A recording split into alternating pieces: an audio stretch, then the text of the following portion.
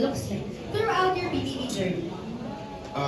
Ayun nga, like, when I went out, one of the first things na sinabi sa akin is, naging active talaga si Tita Angel sa pagtanggol sa akin and like sa pag-support sa akin. And I'm really grateful na pinagtanggol ako ni Darna. And not just her, pero yung mga supporters din niya.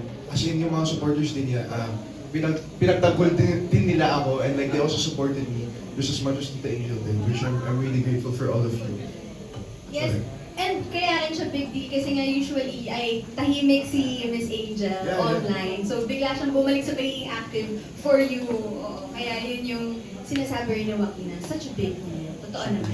Okay, now let's go to our next friend from the media na magtatanong. We have Franz Sahorga. Hi Hi, guys. Franz. Hi, good Hello. afternoon everyone. Congratulations, Big Four. Thank you. Okay, before I proceed with Joaquin na ano. Kanina babanggit na si Angel Locsin. Bigla ko na na-imagine to. Kasi parang lahat, gusto yung katabaw si Angel and ikaw nakatabaw mo si Miss Angel way back, Bonchok. So parang na-imagine ko to rin parang family drama kayong apat with Miss Angel Locsin. So magandang ano yun. Anyway, my question first with Crystal. Okay, habang nasa loob ka ng bahay, lahat ng tao dito are raving about your performance sa What Lies Beneath. Yes! Actually, quoted saying sa kapamilya chat, sinabi ni Kyla na you're so good na nahirapan siyang sundan ka. As ano. My question is, can you, quick kwento na kung how was the experience of doing What Lies Beneath? And on set ba? Kasi natanong ko yun kay Rek at kay Eliza kanina. Ikaw ba, alam mo ba at that point kung sino yung killer? O nung pumasok ka na PBB na alam mo naman kung sino yung killer ng show? Ako po, kami pong young neighbors, alam po namin kung sino yung killer. Kasi po, andun po kami nung ginagawa namin. Tsaka, na-wrong send po yung... na-wrong send po sa amin yung script, pero nalaman din naman po namin kasi sinabi po sa amin yung direct. But ako po...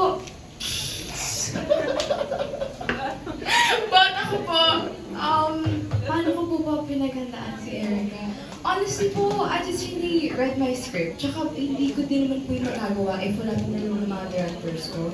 Tsaka at the same time po talaga, I really immersed myself in my character. I asked my director so many questions. Hindi lang because I'm a curious person, but because I really want to get to know my character. And gusto kong magawa siya ng magandang performance talaga. And I'm happy na maganda po yung pagtanggap sa kanya ng mga tao. And I'm really proud of my character na si Erica because I really did my best. Sobrang galing, exciting 50 pesos scene doon. So, yun, congratulations, Erica. Erica tawag namin sa Phoenix.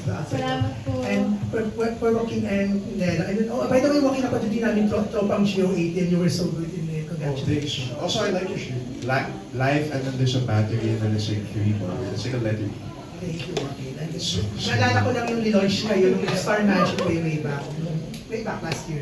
But my question is, kasi nabanggit na si Miss Angel, and then ikaw, nabanggit niya na yung first 24 hours. Diba? So, kayo, nung nakita na si Miss Angel, we're curious about si Kuya Daniel mo. Ano yung mga unang sinabi nila sa inyo, or yung mga unang moments ninyo na pwede nyo i-share sa amin pagkalabas nyo ng bahay ni Kuya?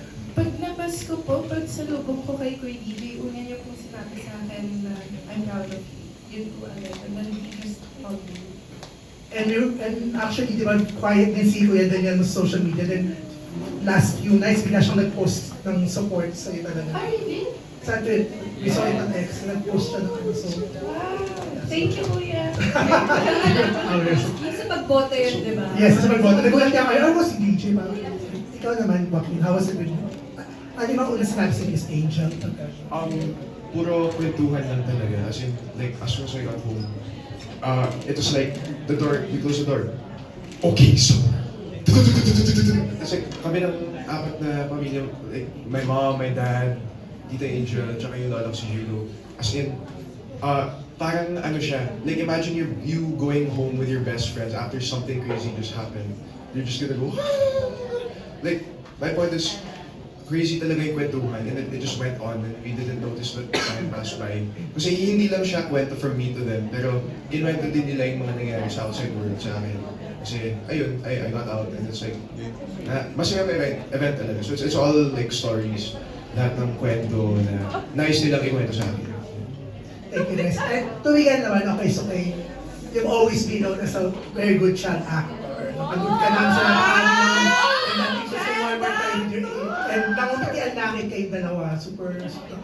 My question now is, after PBB, how would you want people now to see you, to look at you? Kasi syempre, kumbaga, iba na to eh. Parang nung pumasok ka to Vogue. So how would you want people now to know or to look at you now? Yun nga po, kagaya po yung sinabi niyo, matagal na po ako sa industriya po. So, ang nakikita lang po nila is yung mga show ko po, yung mga characters ko po. But now po, siguro nung pagpasok ko ng PBB, siguro ang gusto ko po makita po nila sa akin is si Miguel naman. Si Miguel Vergara naman po, hindi po yung mga characters niya, just me po, and how I'll grow inside the house. Kasi yun nga po, kagaya ng sinabi ko, habang kinikilala po nila ako, kinikilala ko din po yung sarili ko. So siguro yun lang po yung gusto kong makita po nila sa akin doon sa PBB is kung sino si Miguel. Okay, last na lang. Kasi ngayon, syempre, uso yung mga shipping, mga love-team, mga ganun-ganun. Hindi ko alam kung gusto niya magka-love-team or not. For if ever given a chance, sino yung gusto niya maka-team up for a project? Ay, hindi naman exactly love-team, maka-team up na maka-pair na. Yes. Pwedeng housemate, pwedeng pwedeng pwedeng kapuso. Pwede sa kapuso kung gusto niyo. Let's go again. Ako po ba? Go, Mika! Lahat kayo. Lahat mo na ikaw. Go, Mika! Go, Miguel. Pagkala sa kita ko, hindi safe yung tanong. Sige mo. Siguro ano po, ayun, si... Let's go, Mika!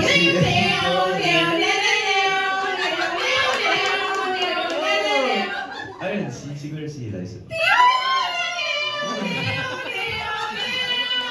No way!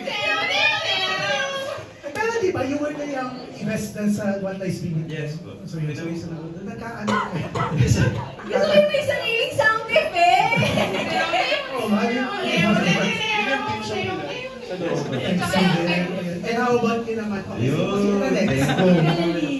Sino gusto niya baka-team up? Hindi necessarily love you kasi baka mabash tayo or anything. Pero sige, Kristal. Ako po kahit sino naman po talaga, I'm really open to be working with anybody naman po. Tsaka kung sino pong ibigay sa akin yun, I think ay mapaghahandaan din po namin dalawa. Pero question lang, kasi nakita ng mga tao, sobrang galing. Nung even si Miss Gladys was acknowledged, ang galing mo mag-kontrabida. So, game ka ba, willing ka ba if ever magkaroon ng chance na maging ikaw ang Clara ng bagong generasyon? Na Gen Z Of Clara. course, opo, tsaka super natuwa po ako nung sinabi ko sa akin ni Miss Gladys yun. Super, I feel so honored po talaga. Kaya, of course, opo talaga. Tsaka, syempre may pressure po na kasama yun kasi if ever pangatong parang Clara na po yun, tsaka po yung pinagagalingan po ng mga Clara is magagaling ng mga artista po sa Pilipinas. But if may bigay mo po sa akin yun, gagawin ko po talaga yung best. So kung ikaw si Classy, sa tingin mo pwedeng maharap? Caprice! Caprice! Or Jana! Yes, in chance ako namin. Actually, Caprice and ano man. Maharap na. How about you, Joaquin? Ano yung look for na pwede mo maka-love team, maka-team up, kung hindi ka... Maka-team up. Honestly, like, I've said this like a couple times before, pero like as an actor, like with the art, you'd want to work with as much people as possible. Kasi iba-iba talaga yung mga experiences. Me personally, I'm good with anyone, but you know, it's management decision. But if you're to ask me, right now, I'm gonna team up with Miguel. Because he's such a good actor. Miguel is and he's so handsome. I'll take that. Thank you. How about you, Lena? Honestly, wala po talaga ang specific person in mind. But yes, I'm open to work with anyone. If sino po yung makitaan nila na, if yun nga po, basically sa question yung coordinate or can team up. Well, kung para na po sila. Ako, I'm just here to work. I just wanna Kaya lang parang interesting to see you and Daniel sa kung ano man next project ni Daniel. Kasi parang interesting kayo makita paano on-screen dynamics. Yes, that would be fun. Pero ako po parang, kung muna, hindi ko pa po kaya makipagsabayan kay Kuya. Gusto ko muna mag-practice. Parang gano'n din yung thoughts niya on working with Miss Angel. Na parang, but anyway, congratulations guys. Thank you. Super deserving kayo. Thank you so much for your friends. It's nice shirt. Thank you po. Thank you so much po. Thank you. Now, let's have